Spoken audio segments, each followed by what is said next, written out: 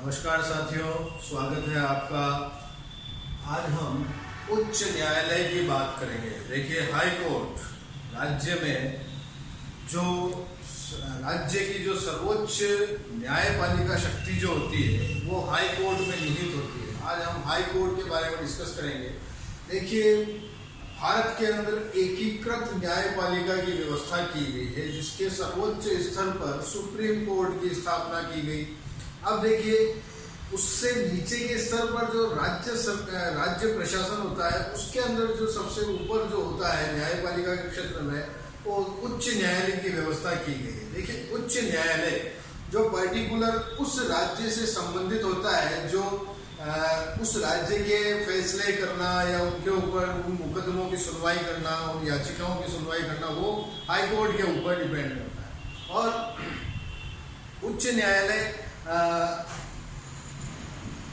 अनुच्छेद 214 के अंदर वर्णन किया गया है कि प्रत्येक राज्य का एक उच्च न्यायालय हो सकता है, जिसके अंतर्गत उच्च न्यायालय एक राज्य या दो से अधिक राज्यों का भी एक हाई कोर्ट हो सकता है। इसमें ऐसा कोई ऐसी बात नहीं कि दो राज्यों का जैसे अलग अलग उच्च न्यायालय न होकर एक ही उच्च न्यायालय हो जहां दोनों राज्यों की सुनवाई हो सके। अब देखिए, भारत इसका उच्च न्यायालय का थोड़ा इसका इतिहास के बारे में देख लेते हैं कि भाई भारत में सर्वप्रथम 1862 में 1862 के अंदर कलकत्ता, बॉम्बे और मद्रास इन राज्यों में उच्च न्यायालय की स्थापना की गई थी ब्रिटिश गवर्नमेंट के द्वारा। फिर 1866 के अंदर इलाहाबाद उच्च न्यायालय की स्थापना की गई। ठीक है, अब देखिए, हम उच्च न्यायालय का गठन कैसे होता है उसके बारे में देख लेते हैं। देखिए, उच्च न्यायालय के गठन के लिए अनुच्छेद 216 में ये उल्लेख किया गया है, ये वर्णन है कि प्रत्येक हाईकोर्ट, प्रत्येक उच्च न्यायालय उसके एक मुख्य न्यायाधीश तथा कुछ अन्य न्यायाधीशों से मिलकर बनेगा। और इन उच्च न्यायालय के न्यायाधीश, मुख्य न्यायाधीश और अन्य न्यायाधीशों की नियुक्ति राष्ट्रपति करते हैं। ठीक है, और इन न्यायाधीशों की संख्या का निर्धारण भी राष्ट्रपति करते हैं। ठीक है, तो ये दो क्वेश्चन यहाँ बन गए कि उच्च न्यायालय के न्यायाधीशों की नियुक्ति कौन करते हैं, तो राष्ट्रपति करते हैं। उनकी संख्या का निर्धारण कौन करते हैं, तो वो भी राष्ट्रपति करते हैं। ठीक है, अब देखिए, न्यायाधीशों की नियुक्ति अनुच्छेद 217(1) के अंदर अभी जो मैंने आपको बताया वही कि मुख्य न्यायाधीश की नियुक्ति राष्ट्रपति द्वारा होती है। ठीक है, मुख्य न्यायाधीश की नियुक्ति राष्ट्रपति द्वारा की जाती है। और इसकी अन्य जो नियुक्ति करते हैं, इसके अंदर राष्ट्रपति सलाह भी लेते हैं सुप्रीम कोर्ट के मुख्य न्यायाधीश से। और कॉलेजियम एक व्यवस्था होती है जिसके अंदर कुछ न्यायालयों का पैनल न्यायाधीशों का पैनल होता है। न्यायाधीश उनमें से उम्मीदवारों को चयन करके फिर उनका नाम सुझाते हैं, सलाह देते हैं राष्ट्रपति को। राष्ट्रपति अपने विवेक अनुसार फिर उनको नियुक्त करता है। और संबंधित राज्य के राज्यपाल की भी सलाह राष्ट्रपति लेते हैं। अब देखिए, ये तो हो गई मुख्य न्यायाधीश की बात। अब उस न्यायालय के अन्य न्यायाधीशों की नियुक्ति, इन अन्य न्यायाधीशों की नियुक्ति भी राष्ट्रपति करते हैं, लेकिन उस न्यायालय के मुख्य न्यायाधीश की सलाह के आधार पर वो अन्य न्यायाधीशों की नियुक्ति भी करते हैं। अब देखिए, इन न्यायाधीशों की योग्यताएं क्या क्या होनी चाहिए। योग्यताओं पर बात करें तो अनुच्छेद 2172 है ना, इसके अंदर ये कहा गया है कि वह व्यक्ति भारत का नागरिक होना चाहिए। दूसरा, वह 10 वर्ष तक किसी भी न्यायालय में, उच्च न्यायालय से नीचे वाले न्यायालय में न्यायाधीश का पद प्राप्त कर चुका हो या न्यायाधीश रह चुका हो। फिर उसके बाद 10 वर्ष तक वह उच्च न्यायालय में एडवोकेट रहा हो, यानी कि वकील रहा हो, अधिवक्ता रहा हो। तो ऐसे व्यक्तियों को न्यायाधीश नियुक्त किया जाता है। और राष्ट्रपति के नजर में, उनकी दृष्टि में वह विधिवत पारंगत एक विधिवेत्ता हो, यानी कानून का अच्छा ज्ञाता हो। इन्हीं लोगों को न्यायाधीश नियुक्त किया जाता है। अब देखिए, इनके कार्यकाल की बात कर ली जाती है। कार्यकाल के संबंध में अनुच्छेद 217(1) में वर्णन है कि ये 62 वर्ष तक अपने पद पर रह सकते हैं। दूसरा, राष्ट्रपति को संबोधित न्यायाधीश अपना त्यागपत्र राष्ट्रपति को दे सकते हैं। फिर उसके बाद यदि संसद के दोनों सदनों में 2/3 बहुमत के आधार पर ये प्रस्ताव पारित हो जाता है कि किसी न्यायाधीश के ऊपर सिद्ध कदाचार यानी संविधान के उल्लंघन का यदि कोई मुकदमा आता है या मामला आता है, तो संसद उसे अपने 2/3 बहुमत से उन न्यायाधीशों को हटा सकती है समय से पूर्व। अब देखिए न्यायाधीशों द्वारा शपथ। देखिए न्यायाधीशों को शपथ कौन दिलाता है? अनुच्छेद 219 के अंदर इस शपथ का वर्णन है कि न्यायाधीशों को शपथ राज्यपाल दिलाते हैं या राज्यपाल द्वारा चुने हुए अपना राज्यपाल का कोई चुना हुआ कोई उनका प्रतिनिधि उनको शपथ दिलाता है। ठीक है। अब देखिए न्यायाधीशों का स्थानांतरण, इनके ट्रांसफर की बात कर लेते हैं कि न्यायाधीशों का स्थानांतरण कैसे होता है। अनुच्छेद 222 के अंदर राष्ट्रपति सुप्रीम कोर्ट के मुख्य न्यायाधीश की परामर्श से, अनुच्छेद 222 के अंदर ये वर्णन है कि राष्ट्रपति सुप्रीम कोर्ट सर्वोच्च न्यायालय के मुख्य न्यायाधीश के परामर्श से इन न्यायाधीशों का स्थानांतरण भी एक हाईकोर्ट से दूसरे हाईकोर्ट में कर सकते हैं। ठीक है। और इनकी वेतन की बात करें तो अनुच्छेद 221 में इनके वेतन का वर्णन किया गया है, जिसके अंदर संसद समय समय पर इनमें संशोधन करके अनुच्छेदों में इनके वेतन में बढ़ोतरी कर सकती है। इनके भत्ते वगैरह जो होती है संसद खुद निर्णय लेती है, निश्चित करते हैं। अब देखिए हाई कोर्ट की स्वतंत्रता। देखिए उच्च न्यायालय की स्वतंत्रता के लिए जो आवश्यक परिस्थितियां होती है, शर्तें हैं, वो ये है कि देखिए न्यायाधीश किसी भ्रष्ट आचरण में लिप्त ना हो, इसके लिए भारत के अंदर ये व्यवस्था की गई है कि इन न्यायाधीशों की नियुक्ति के लिए न्यायाधीशों को एक विशेष प्रक्रिया द्वारा गुजरना होता है। देखिए राष्ट्रपति नियुक्त करते हैं, राष्ट्रपति फिर राज्यपाल से सलाह लेते हैं, मुख्य न्यायाधीश जो सुप्रीम कोर्ट के मुख्य न्यायाधीश है उनसे सलाह लेते हैं। तो ये एक विशेष प्रक्रिया द्वारा नियुक्ति होती है, कोई साधारण या आम बात नहीं होती है न्यायाधीश बनने के लिए। फिर उसके बाद न्यायाधीशों का निश्चित कार्यकाल होता है कि भाई इनको जैसे 62 वर्ष की उम्र फिक्स कर दी कि 62 वर्ष की उम्र तक ही ये अपने पद पर कार्य कर सकते हैं, उसके बाद वो नहीं कर सकते, ना तो वो वकालत कर सकते हैं, ना किसी तरह से वो किसी अन्य न्यायालय में न्यायाधीश बन सकते हैं। अब फिर इनके अंदर जैसे कि यदि कोई न्यायाधीश किसी भ्रष्ट आचरण में लिप्त हो जाता है या उनके ऊपर ऐसा कोई सिद्ध कदाचार हो जाता है कि भाई उनके अंदर दुराचरण का कोई मामला आ जाता है, तो संसद में न्यायाधीशों के आचरण पर महाभियोग के अतिरिक्त और कोई कार्यवाही नहीं होती। मतलब न्यायाधीशों के ऊपर यदि उनको महाभियोग लगाना है, महाभियोग जैसी प्रक्रिया होती है जिसको सिद्ध कदाचार कहते हैं केवल न्यायाधीशों के लिए, तो ये संसद में इसका प्रस्ताव पारित होता है। और यदि न्यायालय से संबंधित कोई बात संसद में होती है तो सिर्फ इसी तरह की बात होती है और कोई बात नहीं होती, उनके फैसलों पर भी कोई टिप्पणी नहीं की जाती है, न ही कोई ऑब्जेक्शन किया जाता है, आपत्ति की जाती है।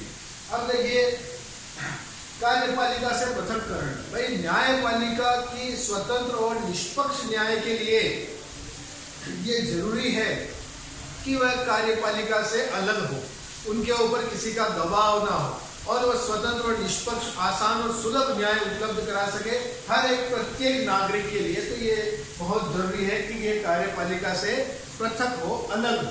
अब देखिए उच्च न्यायालय के क्या कार्य हैं, उनकी शक्तियां क्या है, देखते हैं। भाई पहला कार्य है जैसे इनकी शक्तियां मूल या प्रारंभिक क्षेत्राधिकार, दूसरा रीट, तीसरा अपीलीय क्षेत्राधिकार, चौथा अभिलेख क्षेत्राधिकार, पांचवा प्रशासन संबंधी क्षेत्राधिकार, फिर है न्यायिक पुनरावलोकन। अब इनका थोड़ा डिटेल में अध्ययन कर लेते हैं कि भाई पहला मैंने लिखा तो मूल या प्रारंभिक क्षेत्राधिकार। देखिए इनके अंदर जो प्रारंभिक, तो सबसे पहले जो मुकदमे की बात की जाती है, कौन कौन से मुकदमे इनमें होते हैं कि भाई अगर किसी व्यक्ति के मूल अधिकारों का हनन होता है राज्य द्वारा तो वो हाईकोर्ट में जा सकते हैं। वसीयत संबंधी विवाद हो, विवाह संबंधी विवाद हो, कंपनी कानून से संबंधित विवाद हो, तो ये मूल या प्रारंभिक क्षेत्राधिकार में आते हैं। ऐसे विवाद हाई कोर्ट में जाते हैं। और उस पर्टिकुलर किसी राज्य के अंदर कोई विवाद हो, ठीक है, जो उस राज्य क्षेत्र की सीमा के अंदर आता हो, तो वो विवाद भी इनमें जाते हैं मूल या प्रारंभिक क्षेत्राधिकार।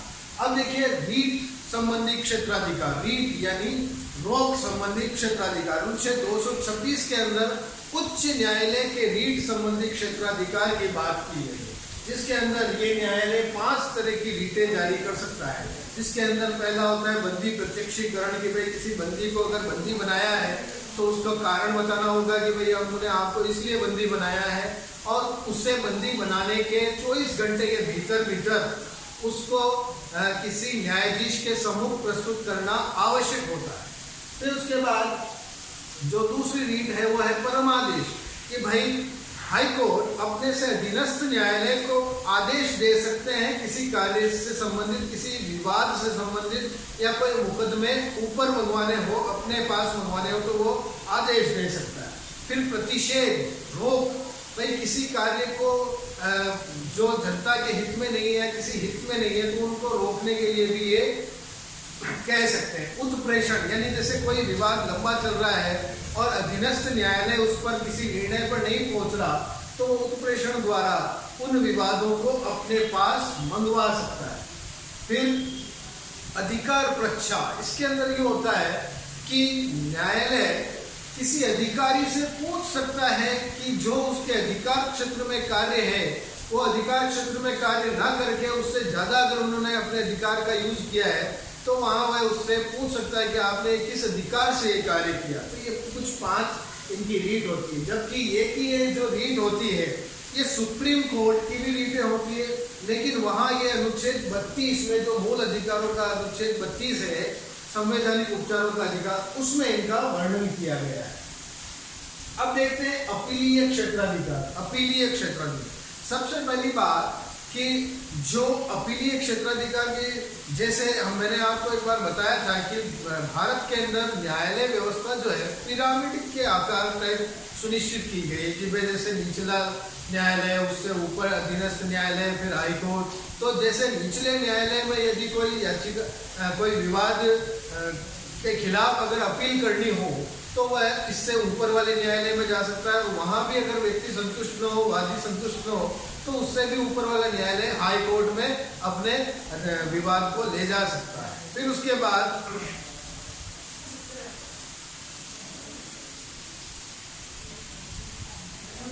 कि जैसे यदि कोई अधीनस्थ न्यायालय या सेशन न्यायालय किसी व्यक्ति को 4 वर्ष की सजा दे दे और उसका भी विवाद हो, तो उसको उसकी अपील भी अधीनस्थ न्यायालय के अलावा यहाँ हाई कोर्ट में की जा सकती है। और यदि किसी व्यक्ति को सेशन न्यायाधीश द्वारा मृत्युदंड दे दिया गया है, तो उसकी भी अपील उससे उच्च न्यायालय में की जा सकती है। तो ये कुछ अपीलीय क्षेत्राधिकार हो। फिर 5वां फिर है, फोर्थ है अभिलेखीय क्षेत्राधिकार। देखिए अनुच्छेद 215 के अंदर ये वर्णन किया गया है कि उच्च न्यायालय अभिलेख न्यायालय होगा, और यदि उसके अवमानना होती है तो दंड देने का भी प्रावधान होगा। यानी ये समय समय पर अभिलेख भी जारी कर सकता है उच्च न्यायालय। अब देखिए प्रशासन संबंधी क्षेत्राधिकार की बात करें, तो प्रशासन संबंधी क्षेत्राधिकार के अंदर ये अधीनस्थ न्यायालयों से उनके रिकॉर्ड सुरक्षित रखने की कह सकता है, उनसे रिकॉर्ड मंगवा सकता है, और उन रिकॉर्डों की सुरक्षा के ऊपर भी निर्देश दे सकता है। तो ये इसके कुछ प्रशासन संबंधी क्षेत्राधिकार हुए। और इसके अंतर्गत ये और देखा जाता है कि निर्णयों को मंगवाने के अलावा वह निर्णयों की जांच पड़ताल भी अपने स्तर पर करवा सकता है। और यदि किसी तरह की सीमा का उल्लंघन होता है, तो उसे वहां निर्णय देने का अधिकार है कि वह कि अधीनस्थ न्यायालय अपनी सीमा में रहकर कार्य करे।